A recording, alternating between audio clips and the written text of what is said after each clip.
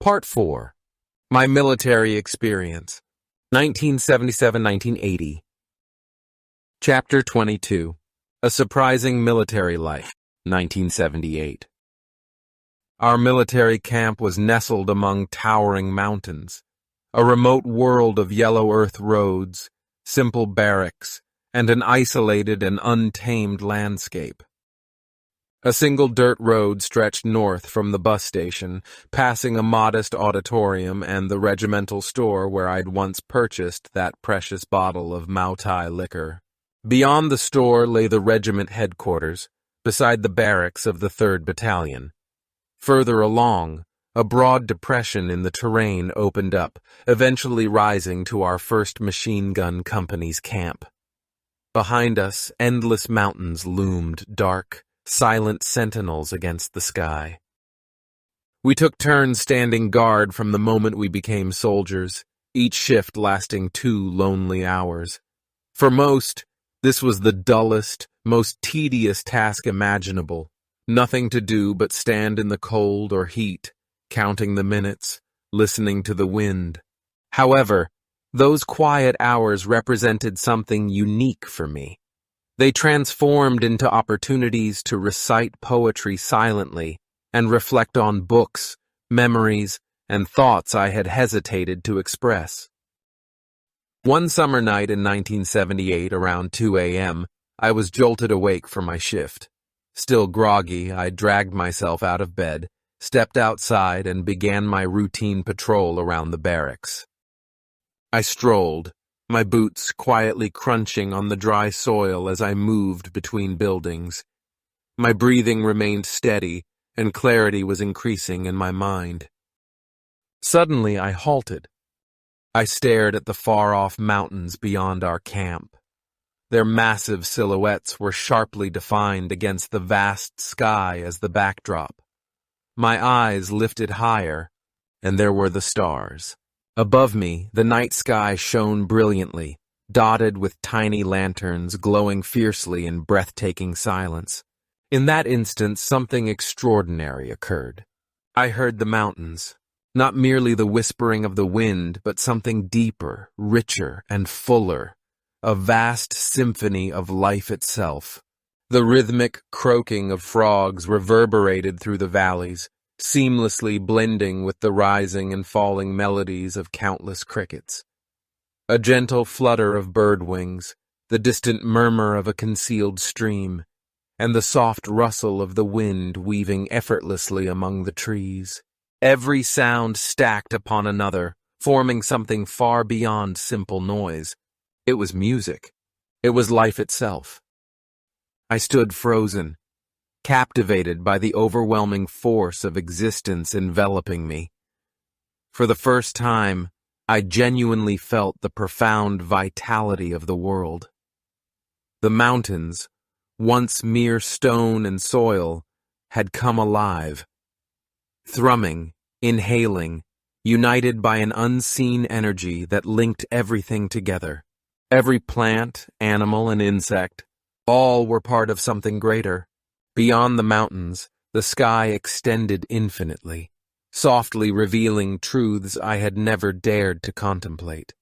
Could life, in its immense beauty, hint at something even more profound? Might there be something beyond life itself? Could it be God?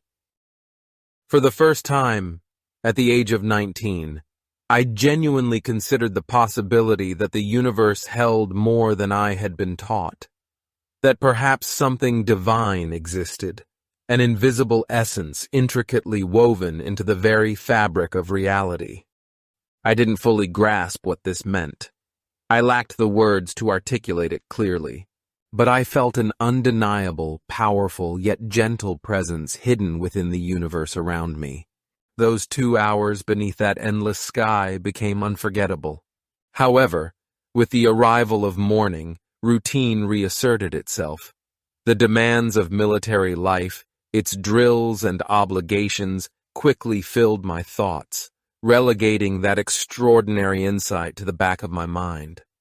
I carried on with my everyday life as though nothing had changed. That memory resurfaced 17 years later. Those moments under the stars when something profound had quietly stirred within me. The sweltering summer of 1978 provided no respite from our regiment's rigorous schedule. Under the relentless midday sun, even the simplest activities felt draining, transforming our usual 2-hour naps into an absolute necessity. That summer, we departed from our relatively comfortable barracks in Yunling and relocated to a riverside training site 15 miles away. Our mission was both clear and intimidating: combat swimming. I had always loved swimming, but this was nothing like the swimming pools in Shanghai. This was military swimming, managing the water fully equipped. As we approached the riverbank, we had to carry a submachine gun slung across my back, 2 grenades attached to my belt, a nearly 10-pound bag of rations. I felt the urge to swim in the Huangpu River parade again. Brimming with confidence, I stepped into the water without much thought. I sank like a stone when my feet lost touch with the riverbed. Panic exploded inside me. I thrashed in the water, kicking my legs and waving my arms, struggling to reach the surface. Just when I feared the depths would take me, I surged upward, gasping and coughing, my heart racing in my ears. Yet, I was still not safe. Each stroke seemed insurmountable, my cumbersome gear weighing me down repeatedly, compelling me to fight fiercely for each breath and inch gained. With determination, I pressed on until I finally hit the 100-meter mark. My arms were on fire, my lungs hurt, and it felt like unseen hands dragged me beneath the surface. Exhausted, I turned to face the shore and fought back to shallower water. My body trembling from fatigue. It felt like I had already swum 10,000 meters. Then I turned to glance behind me. I found myself alone. Not a single soldier reached the 100-meter mark on their first try. Some barely covered 10 or 20 meters before panicking and retreating. Others remained on the shore, gazing at the river like a death trap. We camped by the river for a week, training relentlessly under the scorching sun. By the end, most of the non-swimmers had learned the basics, while those of us already skilled in swimming developed the strength to manage under full gear. By the end of the week, I had pushed my limits even further, achieving a complete 500-meter swim while fully loaded. Yet, my most significant accomplishment wasn't just physical. During our midday breaks, while everyone else napped, I quietly finished reading Charles Dickens's David Copperfield, a novel that deeply resonated with my own life. I couldn't help but notice the irony. As my comrades battled the strong currents, I was engrossed in the story of a fictional orphan in Victorian England. Dickens's David Copperfield captured my heart forever.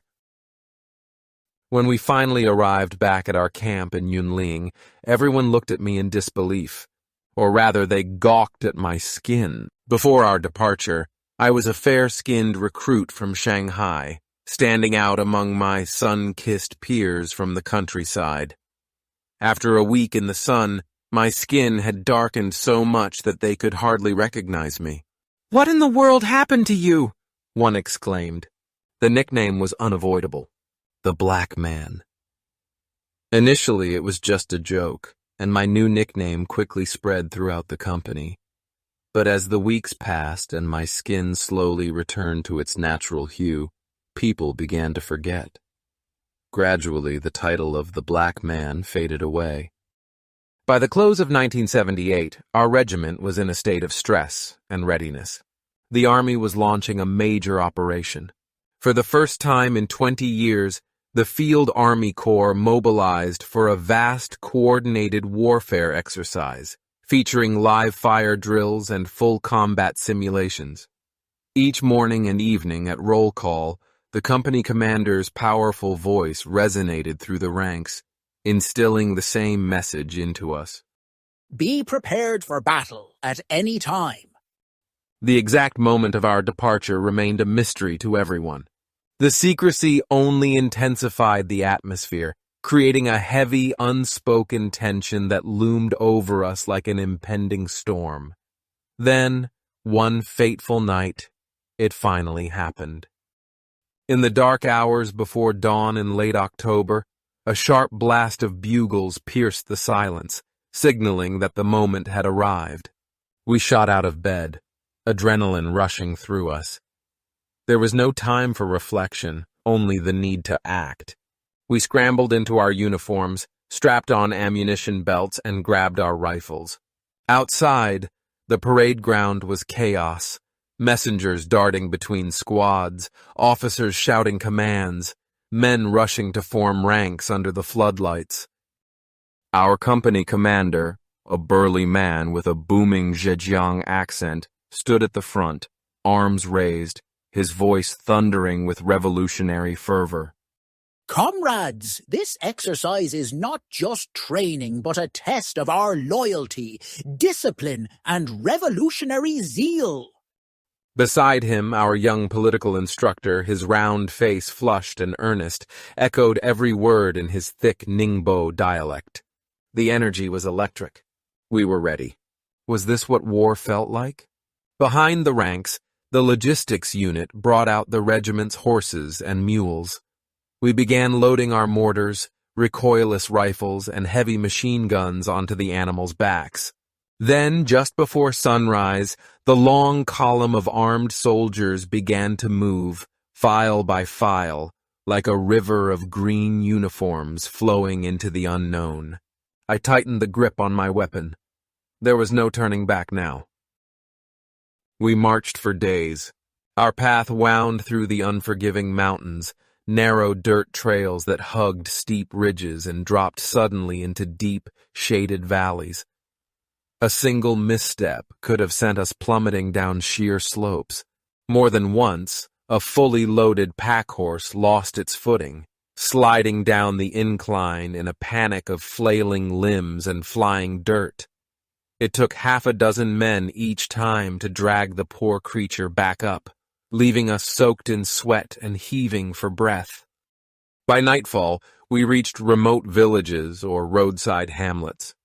Locals offered storage barns or cleared-out living rooms where we lay out our bedding and collapsed onto straw mats. The first few days were brutal. Blisters bloomed on our heels, every step searing with pain. Our shoulders ached under the weight of weapons and gear. But somehow, we endured. The field cooks would boil water in great iron kettles at each stop. We sat in circles, our tired feet soaking in steaming water basins. It didn't heal the pain, but it helped us survive. By the fourth or fifth day, our skin had toughened. The blisters stopped. Our bodies adapted. The march continued. We pressed forward deeper into the mountains, deeper into uncertainty. One evening, after an exhausting day's march, we reached a small mountain town. Just as we thought we could finally rest, new orders came down. We were to grab our shovels and climb a nearby mountain. Every soldier had to dig a foxhole before dusk, a hiding spot to use during combat. We dug furiously, hour after hour, the hard-packed mountain earth resisting every strike of our blades. It felt almost impossible for city boys like me, unaccustomed to such labor. My foxhole was barely deep enough to crouch inside. Meanwhile, the rural soldiers, raised on farms and seasoned by years of manual labor, carved out massive, fortress-like pits, deep, spacious, and sturdy enough to fit 3 or 4 men. When night fell and the air turned cold, I abandoned my pathetic little ditch and, along with a few others, squeezed into one of the biggest and best dug shelters, clearly the work of a veteran farmer-soldier. And there, in that hand-dug hollow carved into a mountain slope, I found myself sharing drinks with an unexpected companion. He was the deputy squad leader from the 4th Squad, a year my senior, a soldier from Ningbo. Handsome, composed, articulate. He seemed more suited to a university campus than a battlefield. Not the kind of man you'd expect to pull out a bottle of white liquor on a mountain. But maybe he'd heard about the Mau Tai I had once bought for my old squad leader's farewell. Or he sensed that I, too, had a reason to drink that night. He brought out a 2-kilogram military kettle of liquor, a small bag of peanuts, and some dry biscuits. Then, with the easy confidence of someone who used to have good company, he invited me to join him with a couple of others. We sat shoulder to shoulder inside the foxhole, wrapped in layers of fatigue and night air, sipping from our canteens, which now burned with strong liquor. Above us, the stars shimmered faintly, their cold light casting a soft silver across the peaks. Around us, 2 other soldiers, non-drinkers, sat watching with quiet amusement as we drank and talked about literature and life. We spoke of Shanghai and Ningbo, the cities we missed, army life, girls, family, food, and the futures we couldn't imagine. Somewhere between stories and laughter, the entire bottle disappeared, one slow sip at a time. We lost track of time. By the time we stumbled down the mountain, our arms out to balance our unsteady legs, the camp had long since grown silent. Everyone was asleep. The next morning, the consequences hit me like a freight train. My head throbbed violently, every pulse a hammer. My stomach turned and twisted. Within minutes, I staggered out into the daylight and vomited everything I had inside me. I felt wrecked, empty, shaky, as if all my strength had been siphoned away. But the unit was still resting in town, and no new orders had been given, so I hid it. I pretended the nausea was just exhaustion from digging, and no one questioned it. I lay low, trying to rehydrate and breathe. And then, in the late afternoon, the order came down. A forced march. Of course it would be today. For the first time since joining the military, I was doubtful whether I could physically keep up. I was dehydrated, half sick, and still trembling. But there was no choice. We were not in camp. We were in a village and we were moving out. I swallowed my misery, cinched my gear, and forced my legs to move. We marched into the fading light. With every step, my body screamed in agony. The ground swirled beneath me, and the wind stung my clammy skin. My vision faded, and my head throbbed with pain. Yet, I pressed on. Falling behind was simply not an option. By nightfall, I had found a rhythm in my suffering. The worst nausea had faded, and my head cleared just enough to stay upright. We marched 25 miles non-stop that night. When we finally stopped, my muscles were spent, my feet raw, and my thoughts clouded with exhaustion. But I had made it. Barely. And then the next morning the real blow came. We received devastating news. One of the Shanghai soldiers had collapsed from a sudden heart attack during the march and never came back. He was 19 years old, a tall, gentle young man, full of dreams and laughter. Just yesterday, he had been marching alongside his comrades. Now, he was just a memory. This could happen to me. This was military life. After days of grueling marches through steep mountain passes, our large convoy comprising soldiers, pack animals, and supplies finally arrived at a small town by the river near Jing County Town. When I first saw the river before me, a shift occurred within me. After weeks spent in the mountains, surrounded solely by dust, trees, and stone, seeing flowing water felt almost magical. The river sparkled in the sunlight, its surface gently rippling and extending toward a misty horizon. Something was soothing about it, something ancient, tranquil, and timeless. It reminded me of the Huangpu River in Shanghai, and there, by the quiet banks of that river, I experienced something entirely new. For the first time, I tasted freshly harvested rice, the firstborn rice, just brought in from the nearby fields, cooked the same day. The flavor was astonishing. Warm and fragrant, the grains were soft yet resilient, clinging together with a delicate elasticity. Each bite was full, rich, and strangely alive, as if the rice still carried the breath of the earth in it. After everything, after the cold, the exhaustion, the blisters, the endless marching, this humble bowl of rice felt like a revelation. I sat cross-legged in the field, tray in hand, gazing at the water as I ate. The rice melted on my tongue, grain by grain, and before I knew it, my bowl was empty. I blinked down, dazed. Had I really eaten that fast? I hadn't even touched my side dishes. Still in disbelief, I got up and walked back for more. The cook chuckled as he saw me. Good, right? Fresh rice always tastes better. Fresh? I asked, still processing. Yeah, just harvested, first batch of the season. I stood there, astonished. In Shanghai, the rice available in stores was all aged, stored for at least a year or longer before reaching the table. Even in my father's rural hometown in Zhejiang, rice was consistently stored before consumption. I had never considered that rice, like fruits and vegetables, could have its own season. Now I understand why. Aged rice swells more when cooked, soaking up more water and serving more people. In contrast, fresh rice remains compact and chewy. It retains its rich flavor. It is tasty. People tend to overindulge. This poses a risk in a country where food security has always been precarious. Thus, we were all raised to eat what was safe rather than optimal. Yet here, far in the countryside, fresh rice was prepared not for luxury but out of necessity. I was experiencing it for the first time. My second bowl vanished even quicker than the first. Soon enough, I had an empty tray again, yet my vegetables remained untouched. That day marked the first time I consumed 3 whole rice bowls without even touching the dishes. I sensed a calmness while sitting by the river, watching its current journey into the unknown.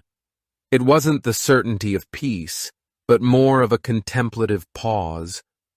This moment reminded me that even in times of exhaustion and doubt, life offers sudden, delightful joy, not through trophies or achievements, but through pleasures like enjoying a bowl of rice. As the river held us in place for several days, we took the opportunity to search for fresh food.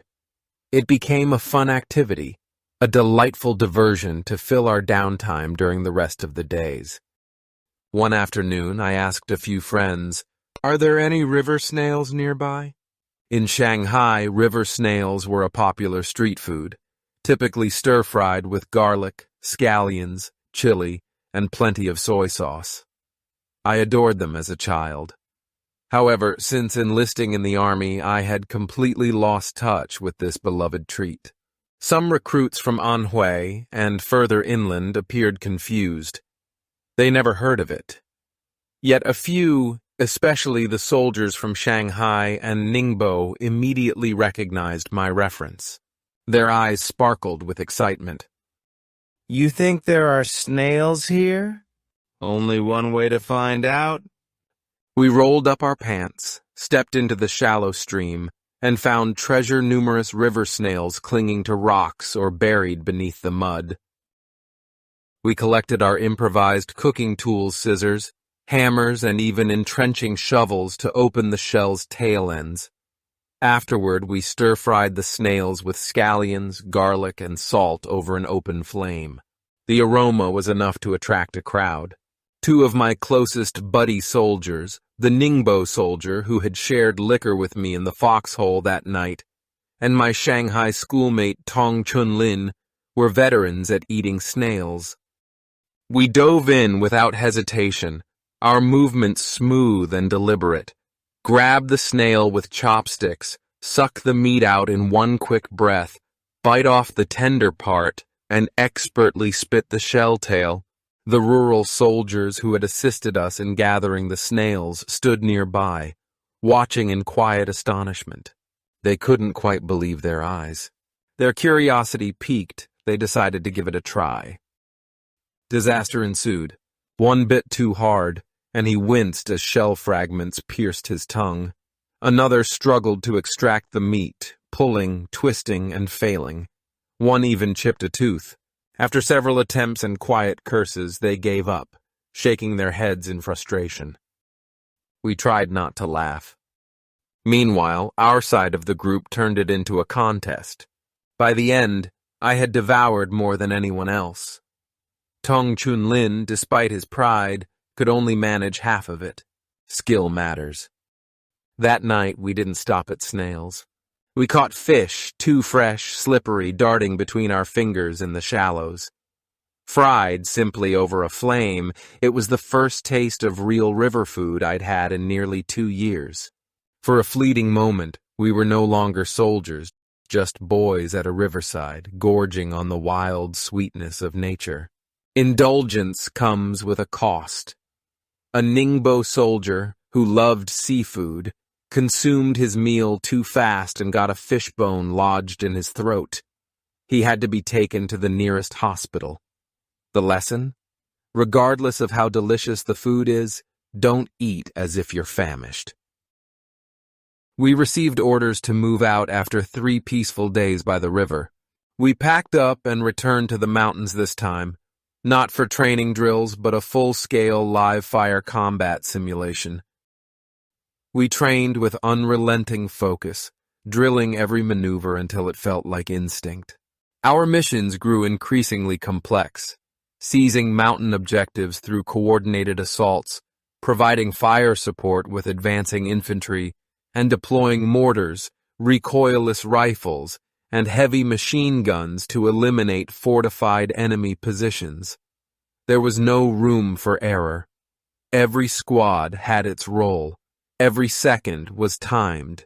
Every decision counted. And then the worst happened. It was supposed to be just another live-fire drill one of many.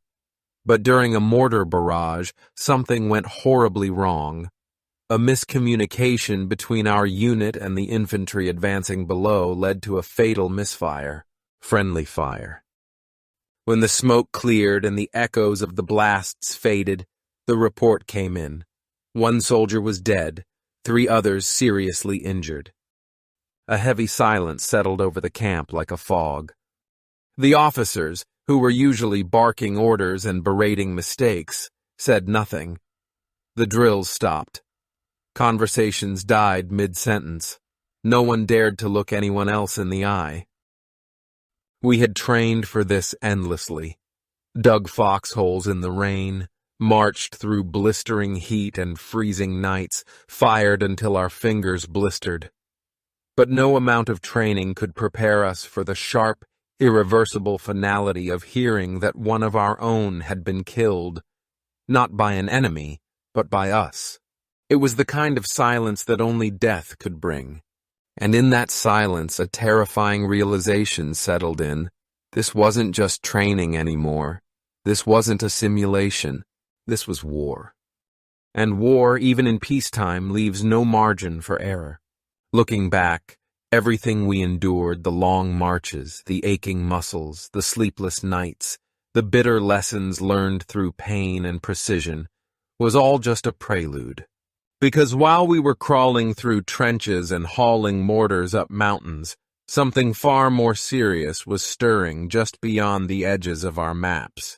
The air had already turned violent in the thick jungles of southern China. The distant crackle of gunfire pierced the air through the trees. The thunder of artillery began to roll through border hills, a low, ominous rumble that hinted at something brewing just out of sight. This was no longer about discipline, readiness, or ideological slogans shouted during roll call. This was the real thing, and whether we were ready or not, we were about to be thrown into it.